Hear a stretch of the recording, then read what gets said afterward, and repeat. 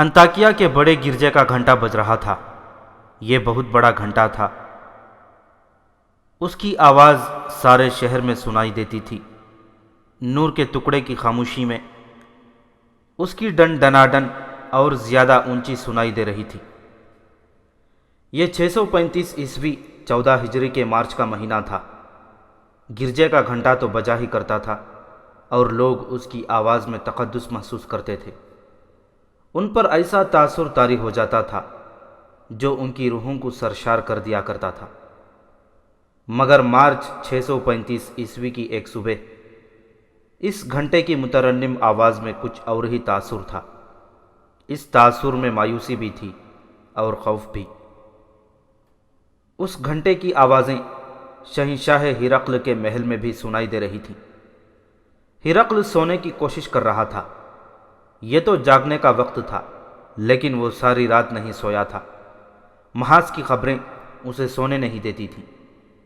اس نے مسلمانوں کی پیش قدمی کو روکنے اور انہیں ہمیشہ کے لیے ختم کرنے کے جو منصوبے بنائے تھے وہ بیکار ثابت ہو رہے تھے۔ مسلمان بڑھے چلے آ رہے تھے۔ ہرقل راتوں کو جاگتا اور نئے سے نئے منصوبے بناتا تھا، لیکن اس کا ہر ارادہ اور ہر منصوبہ مسلمانوں کے گھوڑوں کے سموں تلے روندا جاتا تھا۔ ایک نہایت حسین اور جوان عورت اس کے کمرے میں آئی۔ یہ اس کی نئی بیوی زاران تھی۔ شہنشاہ آج رات بھی نہیں سوئے؟ زاران نے کہا۔ کیوں نہیں آپ ان سالاروں اور سپاہیوں کو سب کے سامنے تحت کر دیتے جو شکست کھا کر واپس آتے ہیں؟ وہ اپنی جانیں بچا کر بھاگ آتے ہیں اور دوسرے سپاہیوں میں بددلی پھیلاتے ہیں۔ شہنشاہ ہرقل پلنگ پر لیٹا ہوا تھا۔ زاران اس کے پاس بیٹھ گئی۔ ہرقل اٹھ کھڑا ہوا اور کمرے میں ٹہلنے لگا۔ زاران، اس نے رک کر کہا، وہ مسلمانوں کے ہاتھوں قتل ہو رہے ہیں۔ تم کہتی ہو کہ بچ کر آنے والوں کو میں قتل کر دوں۔ میں ان کا خدا نہیں۔ یہی ہیں جنہوں نے فارسیوں کو میرے قدموں میں بٹھا دیا تھا۔ فارسی ایسے کمزور تو نہیں تھے، ہماری ٹکر کی قوم تھی۔ مسلمانوں نے انہیں بھی ہر میدان میں شکست دی۔ اب وہ ہمیں بھی شکست دیتے چلے آ رہے ہیں۔ میں مسلمانوں کی قدر کرتا ہوں۔ اگر ہمارے سالاروں نے ہتھیار ڈالے ہیں تو اس کا مطلب یہ نہیں کہ وہ کمزور ہیں، بلکہ مسلمان زیادہ طاقتور ہیں۔ ان کے سالاروں میں عقل زیادہ ہے۔ تو کیا شہنشاہ مایوس ہو گئے ہیں؟ زاران نے پوچھا۔ نہیں، ہرقل نے جواب دیا، یہ مایوسی نہیں۔ ایک جنگجو کی تعریف کر رہا ہے۔ مسلمان اوچھے دشمن نہیں۔ اگر وہ مجھ سے ہتھیار ڈلوا لیں گے تو تم میرے پاس ہی رہو گی، وہ تمہیں مجھ سے نہیں چھینیں گے۔ زاران اس کا دل بہلانے آئی تھی، اس کے کھینچے تنے اعصاب کو سہلانے آئی تھی۔ وہ ہرقل کی چہیتی بیوی تھی۔ وہ ہرقل کو بہلانا جانتی تھی، لیکن ہرقل نے اسے زیادہ توجہ نہ دی۔ گرجے کا گھنٹا بج رہا تھا۔ لوگ گرجے کو جا رہے ہیں، زاران نے کہا۔ سب آپ کی فتح کے لیے دعا کریں گے۔ ہرقل نے زاران کو کنکھیوں دیکھا جیسے اس عورت نے اس پر طنز کی ہو۔ ہرقل نے زاران کی بات کو بھونڈا سا مذاق سمجھ کر نظر انداز کر دیا۔ صرف دعائیں شکست کو فتح میں نہیں بدل سکتی زاران، ہرقل نے کہا۔ جاؤ، مجھے کچھ سوچنے دو، ابھی مجھے تمہاری ضرورت نہیں۔ شہنشاہ ہرقل کو اطلاع مل چکی تھی کہ اس کے سالار سقلار نے مسلمانوں کا راستہ روکنے اور انہیں پھنسانے کے لیے جو دلدل پھیلائی تھی، اسی دلدل میں اس کے اپنے سپاہیوں کی لاشیں پڑی ہیں، اور فحل کے مقام پر سقلار مسلمانوں کے ہاتھوں مارا گیا اور بیسان پر بھی مسلمانوں کا قبضہ ہو گیا۔ ہرقل کا یہ منصوبہ تباہ ہو چکا تھا کہ وہ دمشق پر حملہ نہیں کرے گا، نہ اس کا محاصرہ کرے گا، بلکہ اپنی فوج کو دمشق سے دور رکھ کر دمشق کو جانے والے راستے بند کر دے گا، پھر مسلمانوں کو بکھیر کر لڑائے گا۔ مگر مسلمانوں نے اس منصوبے کی پہلی کڑی کو ہی فحل کے مقام پر توڑ دیا تھا۔ روم کا شہنشاہ ہرقل ہمت ہارنے والا آدمی نہیں تھا۔ اس کی زندگی جنگ و جدل میں گزری تھی۔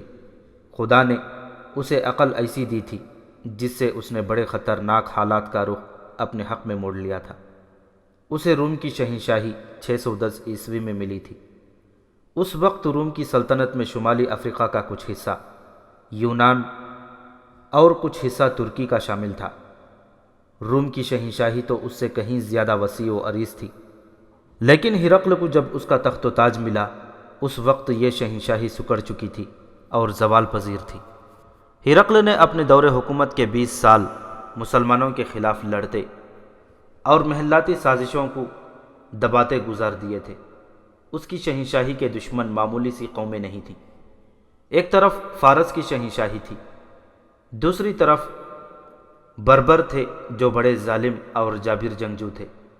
ان کے علاوہ ترک تھے جن کی جنگی طاقت اور مہارت مسلمہ تھی۔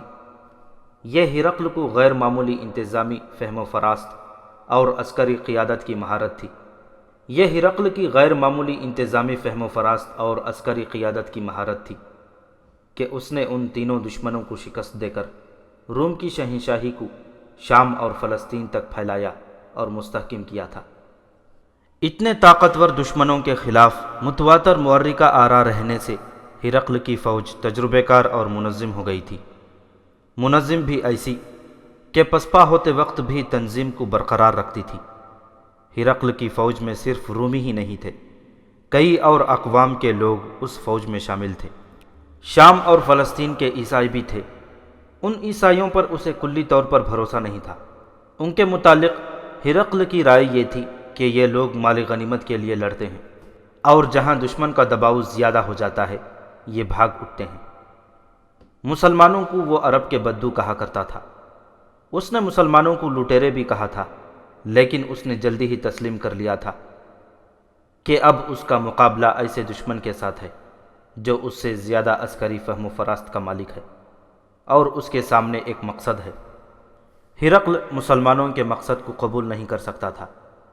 یہ مذہب کا معاملہ تھا، لیکن وہ جان گیا تھا کہ مسلمان زمین کی خاطر اور اپنی شہنشاہی کے قیام اور وسعت کی خاطر گھروں سے نہیں نکلے، بلکہ وہ ایک عقیدے پر جانیں قربان کر رہے ہیں۔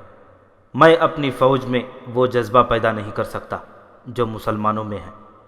اسی روز اس نے اپنے ان سالاروں کو جو انطاکیہ میں موجود تھے بلا کر کہا، اپنے سپاہیوں سے کہو کہ اپنے اپنے عقیدے کی خاطر لڑیں۔ انہیں بتاؤ کہ جن جگہوں پر مسلمانوں کا قبضہ ہو گیا ہے وہاں کے لوگ اپنا مذہب ترک کر کے اسلام قبول کرتے جا رہے ہیں۔ انہیں کہو اور کچھ نہیں تو اپنے ذاتی وقار کی خاطر لڑو۔ اپنی جوان بیٹیوں اور بہنوں کو مسلمانوں سے بچانے کے لیے لڑو۔ اس نے اپنے سالاروں کو محاذ کی تازہ صورتحال سے آگاہ کیا۔ تو کیا اب تم محسوس نہیں کرتے کہ ہمیں اپنا منصوبہ بدلنا پڑے گا؟ اس نے اپنے سالاروں سے کہا، ہمیں مسلمانوں پر زیادہ سے زیادہ طاقت سے حملہ کرنا چاہیے۔ ایک سالار نے کہا، وہ تو میں کرنا ہی چاہتا ہوں۔ ہرقل نے کہا، میں اتنی زیادہ اور ہر لحاظ سے اتنی طاقتور فوج تیار کر رہا ہوں جسے دیکھ کر پہاڑ بھی کانپیں گے۔ ہم جو علاقے کھو چکے ہیں ان کا ہمیں غم نہیں ہونا چاہیے، یہ سب واپس آ جائیں گے۔ میں تم میں سے کسی کے چہرے پر مایوسی نہیں دیکھنا چاہتا۔ میں نے 20 سال مسلسل لڑ کر سلطنت روم کی عظمت کو بحال کیا تھا، اب بھی کر لوں گا، لیکن تم مسلمانوں سے مروب ہو گئے تو میری ناکامی یقینی ہے۔ سالاروں نے باری باری اسے جوشیلے الفاظ میں یقین دلایا کہ وہ اپنی جانیں قربان کر دیں گے۔ جوش باتوں میں نہیں، میدان جنگ میں دکھایا جاتا ہے۔ ہرقل نے کہا، یہ میں جانتا ہوں کہ تم جانیں قربان کر دو گے، لیکن تاریخ یہ دیکھے گی کہ تمہاری جانیں کس کام آئیں اور تم دشمن کو مار کر مرے تھے یا لڑائی میں مارے جانے والے سپاہیوں کی طرح صرف مارے گئے تھے۔ اب سنو ہمیں کیا کرنا ہے۔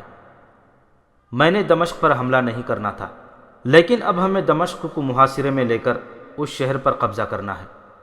وہاں سے جو اطلاعیں آئی ہیں ان سے پتہ چلا ہے کہ دمشق کا دفاع کمزور ہے، وہاں مسلمانوں کی نفری بہت تھوڑی ہے۔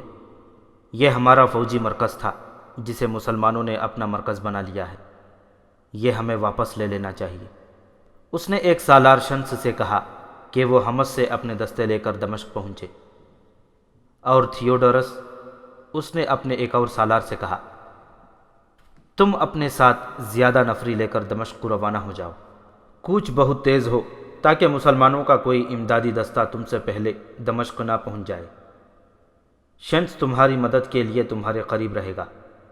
دمشق پر قبضہ کر کے ہم اس شہر کو اڈا بنا لیں گے۔ اب دنیا کو بھول جاؤ، اپنی بیویوں اور اپنی داشتاؤں کو بھول جاؤ۔ جسے ایک بار شکست ہو جائے اسے کھانے پینے کا بھی ہوش نہیں رہنا چاہیے۔ ہرقل نے تاریخی اہمیت کے الفاظ کہے، جو قوم اپنی شکست کو بھول جاتی ہے اسے زمانہ بھول جاتا ہے، اور جو قوم اپنے دشمن سے نظریں پھیر لیتی ہے وہ ایک روز اسی دشمن کی غلام ہو جاتی ہے۔ تمہاری عظمت سلطنت کی عظمت کے ساتھ وابستہ ہے۔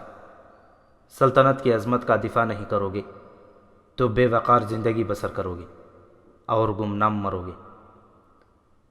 مورخ لکھتے ہیں کہ ہرقل کے بولنے کے انداز میں باروب اور پرعزم ٹھہراؤ تھا۔ اس کا انداز تحکمانہ نہیں تھا، لیکن اس کے الفاظ اس کے سالاروں پر وہی تاثر پیدا کر رہے تھے جو وہ پیدا کرنا چاہتا تھا۔ سالار تھیوڈورس اور سالار شنس اسی وقت نئے احکام اور ہدایات کے ساتھ روانہ ہو گئے۔ اس وقت ابو عبیدہ رضی اللہ تعالیٰ عنہ اور خالد رضی اللہ تعالیٰ عنہ فہل کے شمال کی طرف جا رہے تھے۔ مسلمانوں کی فوج اب پہلے والی فوج نہیں رہی تھی۔ خالد رضی اللہ تعالیٰ عنہ جب اس کے سالار اعلیٰ تھے تو انہوں نے اسے منظم کر دیا تھا۔ مجاہدین تو پہلے بھی منظم ہی تھے، ان کا خدا ایک، رسول ایک، قرآن ایک، عقیدہ اور نظریہ ایک، اور سالار سے سپاہی تک جنگ کے مقصد سے آگاہ تھے۔ پھر بھی اسے فارس اور روم کی فوجوں کی طرح منظم کرنا ضروری تھا۔ وہ خالد نے کر دیا تھا۔ جاسوسی اور دیکھ بھال کو بھی باقاعدہ اور مؤثر بنا دیا تھا۔ اس کے علاوہ خالد نے ایک سوار دستہ تیار کیا تھا جو متحرک رہتا اور انتہائی رفتار سے وہاں پہنچ جاتا جہاں مدد کی ضرورت ہوتی تھی، مگر ان کی تعداد تھوڑی تھی اور روز بروز تھوڑی ہوتی جا رہی تھی، اور وہ اپنے وطن سے دور ہی دور ہٹتے جا رہے تھے۔ یہ اسلام کا تاریخ ساز دور تھا۔ اللہ نے انہیں یہ فرض سونپا تھا کہ وہ روایات تخلیل کریں اور اس راستے کا تعین کریں جو آنے والے ہر دور میں مسلمانوں کی روایات اور فتح اسلام کا راستہ بن جائے۔ شمع رسالت صلی اللہ علیہ وسلم مسلمانوں کے لہو سے ہی فروزاں رہ سکتی تھی، اور مسلمانوں کو ہر دور اور ہر میدان میں قلیل تعداد میں رہنا تھا۔ وہ جو 635 عیسوی کے اوائل میں شام اور فلسطین میں آگے ہی آگے بڑھتے جا رہے تھے، انہوں نے اپنا آپ اور اپنا سب کچھ اسلام کی قربان گاہ میں رکھ دیا تھا۔ وہ ایک مقدس لگن سے شرسار تھے۔ تلواروں کی جھنکار اور تیروں کے زناٹے اور زخمیوں کی کربناک آوازیں ان کے لیے وجد آفریں موسیقی بن گئی تھی۔ ان کے رکوع و سجود بھی تلواروں کی چھاؤں میں ہوتے تھے۔ وہ اب گوشت پوست کے نہیں، دین و ایمان اور جذبہ ایثار کے پیکر بن گئے تھے جو روح کی قوتوں سے حرکت کرتے ہیں، اور یہ حرکت بہت ہی تیز تھی۔ ابو عبیدہ اور خالد رضی اللہ تعالیٰ عنہ اجمعین اپنے دستوں کے ساتھ حمص کی جانب جا رہے تھے۔ وہ فہل سے چلے تھے جہاں سے حمص تقریباً 80 میل دور تھا۔ ان کے راستے میں دمشق پڑتا تھا جو کم و بیش 30 میل دور تھا، لیکن ان سالاروں کو دمشق سے کچھ دور سے گزرنا تھا۔ دمشق اور فہل کے درمیان ایک سرسبز علاقہ تھا جو بہت خوبصورت اور روح پرور تھا۔ اس سبززار کا نام مرجو روم تھا۔ مسلمان دستوں کو وہاں کچھ دیر کے لیے رکنا تھا۔ وہ اس سے تھوڑی ہی دور رہ گئے تھے کہ ایک گھڑ سوار جو فوجی معلوم نہیں ہوتا تھا راستے میں کھڑا ملا۔ وہ کوئی شکاری معلوم ہوتا تھا۔ جب دونوں سالار اس کے سامنے سے گزرے تو اس نے اپنا گھوڑا ان کے پہلو میں کر لیا اور ان کے ساتھ ساتھ چلنے لگا۔ کیا خبر ہے؟ ابو عبیدہ رضی اللہ تعالیٰ عنہ نے اس سے پوچھا۔ رومی ہمارے منتظر ہیں، گھوڑ سوار نے جواب دیا۔ تعداد ہم سے زیادہ ہے، حمص کی طرف دشمن کا ایک لشکر آ رہا ہے۔ یہ گھڑ سوار کوئی شکاری اور اجنبی نہیں تھا، یہ ایک مسلمان جاسوس تھا جو شکاریوں کے بحروب میں بہت آگے نکل گیا تھا۔ وہ اکیلا نہیں تھا، اس کے چند اور ساتھی بھی آگے گئے ہوئے تھے۔ جاسوسی اتنا آسان کام نہیں تھا کہ دشمن کی نقل و حرکت دیکھی اور واپس آ کر اپنے سالاروں کو اطلاع دے دی۔ دشمن کے جاسوس بھی آگے آئے ہوئے ہوتے تھے۔ وہ جاسوسی کے علاوہ یہ بھی دیکھتے تھے کہ دوسری طرف کا کوئی جاسوس ان کے علاقے میں نہ آیا ہوا ہو۔ پتہ چل جانے کی صورت میں جاسوس پکڑا یا مارا جاتا تھا۔ اس جاسوس نے سبزے زار میں جس رومی فوج کی موجودگی کی اطلاع دی تھی، مورخوں کے مطابق وہ رومی سالار تھیوڈرس کے دستے تھے، اور جو رومی فوج آ رہی تھی اس کا سالار شنس تھا۔ ابو سلیمان ابو عبیدہ رضی اللہ تعالیٰ عنہ نے خالد رضی اللہ تعالیٰ عنہ سے پوچھا، کیا تو یہ تو نہیں سوچ رہا کہ ہم ان رومیوں کو نظر انداز کر کے آگے نکل جائیں؟ ہماری منزل حمص ہے۔ نہیں، خالد رضی اللہ تعالیٰ عنہ نے جواب دیا، ان دو فوجوں کے ادھر آنے کا مقصد اور کیا ہو سکتا ہے کہ یہ دمشق کے راستوں کی ناکہ بندی کر رہے ہیں۔ مجھے دمشق خطرے میں نظر آ رہا ہے۔ اگر رومی دو حصوں میں آ رہے ہیں تو کیوں نہ ہم بھی دو حصوں میں ہو جائیں؟ ابو عبیدہ رضی اللہ تعالیٰ عنہ نے پوچھا۔ دو حصوں میں ہی ہونا پڑے گا، خالد رضی اللہ تعالیٰ عنہ نے کہا۔ اللہ ہمارے ساتھ ہے، ہماری رہنمائی اللہ کرے گا۔ تجھے اللہ سلامت رکھے، ابو عبیدہ رضی اللہ تعالیٰ عنہ نے کہا۔ کیا یہ مناسب نہیں ہوگا کہ مجاہدین کو بتا دیں؟ خالد رضی اللہ تعالیٰ عنہ رکابوں میں کھڑے ہو گئے اور اپنی فوج کو رکنے کا اشارہ کیا۔ مجاہدین اسلام ابو عبیدہ رضی اللہ تعالیٰ عنہ نے بڑی ہی بلند آواز میں اپنی فوج سے کہا، دشمن نے ہمارا راستہ روک لیا ہے۔ کیا تم نے کفر کے پہاڑوں کے سینے چاک نہیں کیے؟ کیا شرک اور ارتداد کی چٹانوں کو تم نے پہلے روندا نہیں؟ یہ رومی لشکر جو ہمارے راستے میں کھڑا ہے تعداد میں زیادہ ہے، لیکن اس میں ایمان کی وہ طاقت نہیں جو تم میں ہے۔ اللہ تمہارے ساتھ ہے، باطل کے ان پجاریوں کے ساتھ نہیں۔ اللہ کی خوشنودی کو اپنے دل میں رکھو اور اپنے آپ کو ایک اور معرکے کے لیے تیار کر لو۔ ہم تیار ہیں، مجاہدین کے نعرے گرجنے لگے۔ ہم تیار ہیں، لبیک ابو عبیدہ، لبیک ابو سلیمان۔ ایسا جوش و خروش جس میں گھوڑے بھی بے چینی میں کھر مارنے لگے ہوں، اور ایسے گرجدار نعرے جیسے مجاہدین کا یہ لشکر تر و تازہ ہو اور پہلی بار کوچ کر رہا ہو۔ یہ ایمان کی تازگی اور روحوں کا جوش تھا۔ بعض مورخوں نے مرج الروم کی لڑائی کو زیادہ اہمیت نہیں دی۔ اس کی جنگی تفصیلات دو یورپی مورخوں نے لکھی ہیں، جن میں ہنری اسمتھ قابل ذکر ہے۔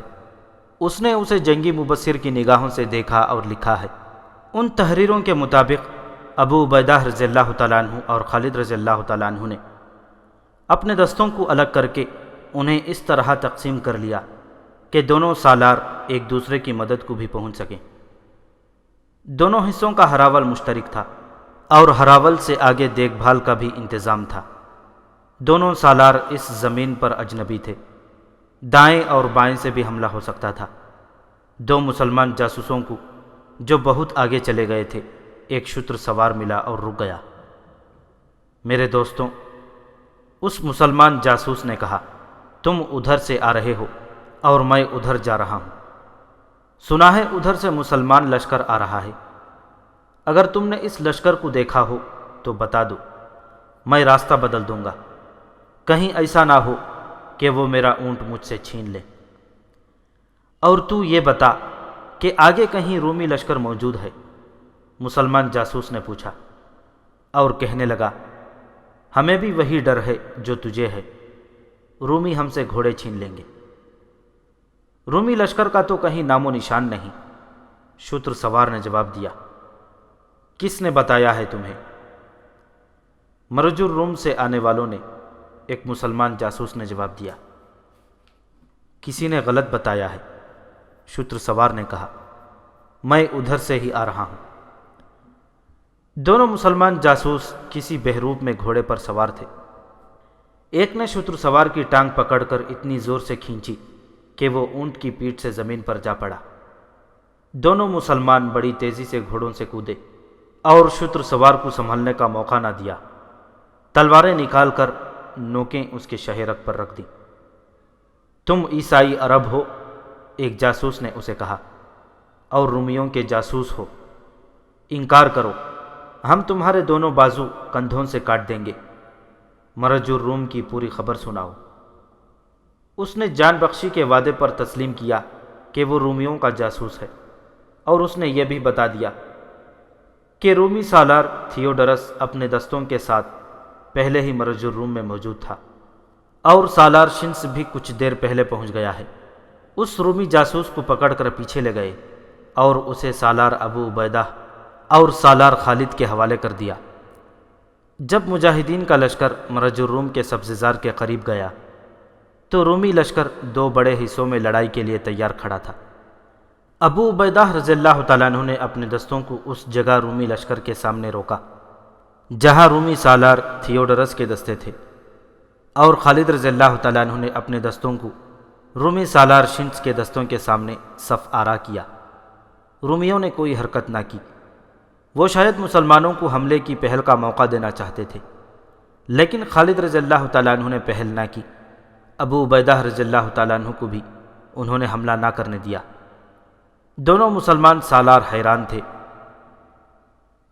کہ رومی آگے بڑھ کر حملہ کیوں نہیں کرتے، حالانکہ ان کی تعداد مسلمانوں سے بہت زیادہ تھی۔ مسلمان اسے ایک جال سمجھ کر آگے نہ بڑھے۔ سورج غروب ہو گیا، دونوں طرف کی فوجیں پیچھے ہٹ گئیں، اور سپاہیوں کو کچھ دیر کے لیے سونے کی اجازت دے دی گئی۔ مورخوں نے لکھا ہے کہ خالد رضی اللہ تعالیٰ عنہ دشمن پر ٹوٹ پڑنے کے عادی تھے، لیکن سالار اعلیٰ ابو عبیدہ رضی اللہ تعالیٰ عنہ تھے، اس لیے خالد رضی اللہ تعالیٰ عنہ ان کی موجودگی میں کوئی آزادانہ فیصلہ نہیں کر سکتے تھے، لیکن ان کی فطرت میں جو جنگجو سپاہی تھا وہ انہیں سونے نہیں دے رہا تھا۔ خالد رضی اللہ تعالیٰ عنہ بے چینی سے کروٹیں بدلتے رہے۔ دشمن ان کے سامنے موجود تھا اور لڑائی نہیں ہوئی تھی۔ ایک تو یہ وجہ تھی کہ انہیں نیند نہیں آ رہی تھی، اور ایک وجہ اور بھی تھی جو انہیں بے قرار کرتی جا رہی تھی۔ یہ شاید ان کی چھٹی حس تھی۔ انہوں نے رومیوں کے پڑاؤ کی طرف سے ہلکی ہلکی آوازیں بھی سنی تھیں۔ انہیں شک ہونے لگا کہ دشمن سویا نہیں اور کسی نہ کسی سرگرمی میں مصروف ہے۔ آدھی رات کے بہت بعد کا وقت تھا جب خالد رضی اللہ تعالیٰ عنہ اٹھ کھڑے ہوئے اور اپنے پڑاؤ میں خرامان خرامان چلتے پڑاؤ سے نکل گئے۔ وہاں سبزہ ہی سبزہ تھا اور درخت بہت تھے۔ خالد رضی اللہ تعالیٰ عنہ جھاڑیوں اور درختوں کی اوٹ میں دشمن کے پڑاؤ کی طرف چلے گئے۔ وہ اس جگہ پہنچ گئے جہاں رومی سالار تھیوڈرس کے دستوں کو ہونا چاہیے تھا، لیکن وہاں رومی فوج کا ایک بھی سپاہی نہیں تھا۔ کوئی سنتری نہ تھا جو انہیں روکتا۔ شام کے وقت انہوں نے رومی دستوں کو اس جگہ پڑاؤ ڈالتے دیکھا۔ رات ہی رات وہ کہاں چلے گئے؟ کچھ آگے جا کر انہیں ایسی نشانیاں ملی جن سے صاف پتہ چلتا تھا کہ فوج نے یہاں قیام کیا تھا۔ خالد رضی اللہ تعالیٰ عنہ اس طرف چلے گئے جدھر رومیوں کی فوج کے دوسرے حصے کا پڑاؤ تھا۔ خالد رضی اللہ تعالیٰ عنہ کو دور سے ہی پتہ چل گیا کہ وہاں فوج موجود ہے۔ وہ چھپتے چھپاتے اور آگے چلے گئے۔ رومی سنتری گھوم پھر رہے تھے۔ خالد رضی اللہ تعالیٰ عنہ دشمن کے پڑاؤ کے ارد گرد بڑھتے گئے۔ چاندنی میں انہیں دشمن کا کیمپ دکھائی دے رہا تھا۔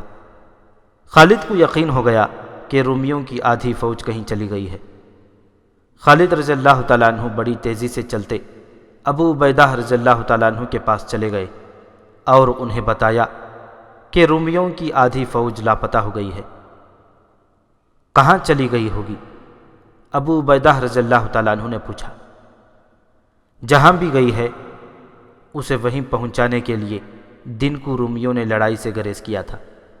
کچھ دیر دونوں سالار اسی پر تبادلہ خیالات کرتے رہے کہ رومیوں کی فوج کا ایک حصہ کہاں غائب ہو گیا ہے۔ مورخوں کے مطابق یہ سالار تھیوڈرس کے دستے تھے جو چلے گئے تھے۔ پیچھے سالار شنس رہ گیا تھا، اس کے دستوں کی تعداد بھی خاصی زیادہ تھی۔ صبح طلوع ہوتے ہی رومی لڑائی کے لیے تیار ہو گئے۔ ابو عبیدہ رضی اللہ تعالیٰ عنہ پہلے ہی تیار تھے۔ انہوں نے رومیوں پر حملہ کر دیا۔ انہوں نے اپنے دستوں کو حسب معمول 3 حصوں میں تقسیم کر لیا تھا اور حملہ دشمن کے پہلوؤں پر کیا تھا۔ خود انہوں نے دشمن کے قلب پر نظر رکھی ہوئی تھی، جہاں انہیں سالار شمس کا پرچم دکھائی دے رہا تھا۔ مجاہدین نے دشمن کے پہلوؤں پر حملہ کیا اور ابو عبیدہ رضی اللہ تعالیٰ عنہ آگے بڑھے اور شمس کو مقابلے کے لیے للکارا۔ شمس نے گھوڑے کو ایڑ لگائی اور آگے آ گیا۔ ابو عبیدہ رضی اللہ تعالیٰ عنہ نے اپنے گھوڑے کو ایڑ لگائی اور اس کی طرف گئے۔ دونوں سالاروں نے ایک دوسرے پر وار کیا اور دونوں کی تلواریں ٹکرائیں۔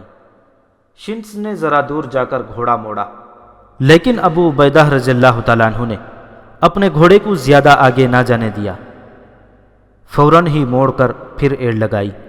شمس ابھی سیدھا بھی نہیں ہوا تھا کہ ابو عبیدہ رضی اللہ تعالیٰ عنہ کی تلوار اس کے کندھے پر پڑی، لیکن اس کی زیرہ نے اسے بچا لیا۔ دونوں کے گھوڑے پھر دوڑتے ایک دوسرے کی طرف آئے تو شمس نے وار کرنے کے لیے تلوار اوپر کی۔ ابو عبیدہ رضی اللہ تعالیٰ عنہ نے برچھی کی طرح وار کر کے تلوار اس کی بغل میں اتار دی، ذرا ہی آگے جا کر گھوڑے کو موڑا۔ شمس کو زخم پریشان کر رہا تھا، وہ اپنے گھوڑے کو بر وقت نہ موڑ سکا۔ ابو عبیدہ رضی اللہ تعالیٰ عنہ نے اس کی ایک ٹانگ پر بھرپور وار کیا اور ٹانگ کاٹ ڈالی۔ شمس گر رہا تھا۔ جب ابو عبیدہ رضی اللہ تعالیٰ عنہ پھر واپس آئے اور شمس کے سر کو ڈھلکا ہوا دیکھ کر گردن پر وار کیا۔ شمس کا سر پورا تو نہ کٹا، لیکن الگ ہو کر لٹکنے لگا۔ پھر اس کی لاش گھوڑے سے اس طرح گری کہ ایک پاؤں رکاب میں پھنس گیا۔ ابو عبیدہ رضی اللہ تعالیٰ عنہ نے شمس کے گھوڑے کو تلوار کی نوک چبھوئی۔ گھوڑا بدک کر دوڑ پڑا اور اپنے سوار کی لاش گھسیٹتا پھرا۔ اس کے ساتھ ہی ابو عبیدہ رضی اللہ تعالیٰ عنہ نے اپنے قلب کے دستوں کو دشمن کے قلب پر حملے کا حکم دے دیا، جہاں کھلبلی بپا ہو چکی تھی کیونکہ ان کا سالار مارا گیا تھا۔ رومی پیچھے ہٹنے لگے، لیکن مجاہدین نے ان کے عقب میں جا کر ان کے لیے بھاگ نکلنا مشکل کر دیا۔ پھر بھی بہت سے رومی نکل گئے اور حمص کا رخ کر لیا۔ یہ معرکہ مارچ 635 عیسوی محرم الحرام 14 ہجری میں لڑا گیا تھا۔ اسی صبح دمشق کے باہر خون ریزی ہو رہی تھی۔ پہلے بیان کیا جا چکا ہے کہ دمشق مسلمانوں کے قبضے میں تھا، لیکن وہاں مسلمان فوج کی تعداد بہت تھوڑی تھی۔ دمشق میں حاکم شہر اور سالار یزید بن ابی سفیان تھے۔ شہنشاہ ہرقل کا منصوبہ یہ تھا کہ دمشق میں مسلمان فوج کی تعداد کم ہے، اس لیے اسے آسانی سے ختم کیا جا سکے گا۔ اس نے یہ کام اپنے ایک تجربے کار سالار تھیوڈرس کو سونپا تھا۔ دمشق کے دفاع کا ایک انتظام یہ بھی تھا کہ دیکھ بھال کے لیے چند آدمی شہر سے دور دور گھومتے پھرتے رہتے تھے۔ اس صبح یزید بن ابی سفیان کو اطلاع ملی کہ رومی فوج آ رہی ہے۔ دمشق پر ہر لمحہ حملے کی توقع رہتی تھی۔ رومی کوئی ایسے گئے گزرے تو نہیں تھے کہ اپنی شہنشاہی کا کھویا ہوا اتنا بڑا شہر واپس لینے کی کوشش نہ کرتے۔ یزید بن ابی سفیان ہر وقت تیاری کی حالت میں رہتے تھے۔ انہوں نے رومی فوج کے آنے کی اطلاع ملتے ہی اپنے دستے کو شہر سے باہر صف آرا ہونے کا حکم دیا۔ مورخوں نے لکھا ہے کہ مسلمان محاصرے میں لڑنے کے عادی نہیں تھے، انہیں محاصرہ کرنے کا تجربہ تھا۔ محصور ہو کر لڑنے کا انہیں کوئی تجربہ بھی نہیں تھا اور انہیں محصور ہونا پسند بھی نہیں تھا۔ وہ میدان میں اپنے سے کئی گنا طاقتور دشمن سے بھی لڑ جاتے تھے۔ رومی چونکہ جنوب مغرب کی طرف سے آ رہے تھے، اس لیے یزید نے اپنے دستے کو اسی سمت جنگی ترتیب میں کھڑا کر دیا۔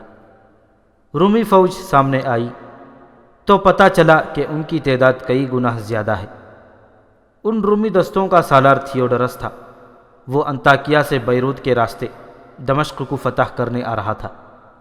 جب مرج الروم پہنچا تو ابو عبیدہ رضی اللہ تعالیٰ عنہ اور خالد رضی اللہ تعالیٰ عنہ کی زیر قیادت مجاہدین کی فوج آ گئی۔ اسے دمشق پہنچنا تھا، وہ وقت ضائع نہیں کرنا چاہتا تھا۔ مورخ واقدی، ابن ہشام اور ابو سعید لکھتے ہیں کہ اس نے بڑی کارگر ترکیب سوچی تھی۔ ایک یہ کہ مسلمانوں کے سامنے مرج الروم میں صف آرا رہا، لیکن لڑائی سے گریز کرتا رہا۔ رات ہو گئی تو نہایت خاموشی سے اپنے دستوں کو دمشق لے گیا۔ رومی سالار شمس پیچھے رہ گیا۔ اس کے ذمے یہ کام تھا کہ ابو عبیدہ رضی اللہ تعالیٰ عنہ اور خالد رضی اللہ تعالیٰ عنہ کو یہیں روکے رکھے۔ اس مقام سے دمشق 20 میل بھی نہیں تھا۔ تھیوڈرس صبح کے وقت دمشق کے مضافات تک پہنچ گیا۔ وہ جب دمشق کے قریب گیا تو مسلمانوں کو قلعے کے باہر منتظر پایا۔ یہ دمشق کے دفاعی دستے تھے جن کے سالار یزید بن ابی سفیان تھے۔ تھیوڈرس کو معلوم تھا کہ دمشق کے دفاع میں مسلمانوں کی یہی نفری ہے جو باہر کھڑی ہے۔ اس نے اپنے دستوں کو للکار کر کہا کہ عرب کے ان بدوؤں کو کچل ڈالو، دمشق تمہارا ہے۔ مجاہدوں، یزید بن ابی سفیان نے اپنے دستوں سے بڑی ہی بلند آواز سے کہا، دمشق تمہاری آبرو ہے، دشمن شہر کی دیوار کے سائے تک بھی نہ پہنچے، کفر کے طوفان کو شہر سے باہر روک لو۔ یہ جوش جذبات کی للکار تھی جس نے مجاہدین کو گرما دیا، لیکن حقیقت بڑی تلخ تھی۔ دشمن کی تعداد کئی گنا زیادہ تھی اور کمک کی کوئی صورت نہیں تھی۔ نہ صرف یہ کہ دمشق ہاتھ سے جا رہا تھا، بلکہ مجاہدین میں سے کسی کا بھی زندہ رہنا ممکن نہیں تھا۔ مجاہدین جہاں بھی لڑے کم تعداد میں لڑے، لیکن کمی کی بھی ایک حد ہوتی ہے۔ رومیوں کی نفری اتنی زیادہ تھی کہ وہ یزید کے دستوں کو آسانی سے گھیرے میں لے سکتے تھے۔ ہرقل نے یہی کچھ سوچ کر وہاں زیادہ نفری بھیجی تھی، اور تھیوڈرس اس کا آزمودہ سالار تھا۔ تھیوڈورس نے مسلمانوں کو دیکھ کر اپنے دستوں کو روکا نہیں، اس نے حملے کا حکم دے دیا۔ حملہ دونوں پہلوؤں کی طرف سے ہوا تھا۔ یزید بن ابی سفیان سمجھ گئے کہ رومی انہیں اندر کی طرف سکڑنے پر مجبور کریں گے۔ یزید بن ابی سفیان نے اپنے دستے کو اور زیادہ پھیلا دیا اور سوار دستے سے کہا کہ وہ دشمن کے پہلوؤں پر جانے کی کوشش کریں، لیکن رومی تو سیلاب کی مانند تھے۔ مسلمان جذبے سے حملے روک رہے تھے اور وہ اس سے زیادہ کچھ بھی نہیں کر سکتے تھے۔ وہ دفاعی لڑائی لڑنے پر مجبور تھے، جوابی حملہ نہیں کر سکتے تھے۔ رومی شہر کی طرف جانے کی بھی کوشش کر رہے تھے۔ یزید نے اس کا انتظام پہلے ہی کر رکھا تھا۔ انہوں نے شہر کے ہر دروازے کے سامنے اور کچھ دور تیر انداز کھڑے کر رکھے تھے، اور ان کے ساتھ تھوڑی تھوڑی تعداد میں گھڑ سوار بھی تھے۔ سورج سر کے اوپر آ گیا، آدھا دن گزر گیا تھا۔ مجاہدین ابھی تک رومیوں کی موج در موج حملے روک رہے تھے، اور ان کے نعروں اور للکار میں ابھی جان موجود تھی۔ اس وقت تک زخمیوں اور شہیدوں کی وجہ سے ان کی تعداد مزید کم ہو گئی تھی۔ رومی نفری کے افراد کے باوجود مسلمانوں پر غالب نہیں آ سکتے تھے، لیکن مسلمانوں کے جسم اب جواب دینے لگے تھے، گھوڑے بھی تھک گئے تھے۔ دوپہر کے بعد مجاہدین کو صاف طور پر محسوس ہونے لگا کہ شکست ان کے بہت قریب آ گئی ہے۔ وہ پسپائی کے عادی نہیں تھے۔ انہوں نے کلمہ طیبہ کا بلند ورد شروع کر دیا اور اس کوشش میں لہو لہان ہونے لگے کہ حملہ روک کر حملہ کریں بھی۔ ان کی تنظیم ٹوٹ گئی تھی اور وہ اب انفرادی طور پر لڑ رہے تھے۔ سالار یزید بن ابی سفیان سپاہی بن چکے تھے۔ وہ اپنے علم بردار اور محافظوں سے کہتے تھے کہ علم نہ گرنے دینا۔ بڑی جلدی وہ وقت آ گیا جب مجاہدین کو یقین ہو گیا کہ ایک طرف دشمن کی قید اور دوسری طرف موت ہے۔ وہ جیتے جی یہ نہیں سننا چاہتے تھے کہ دشمن دمشق پر قابض ہو گیا ہے۔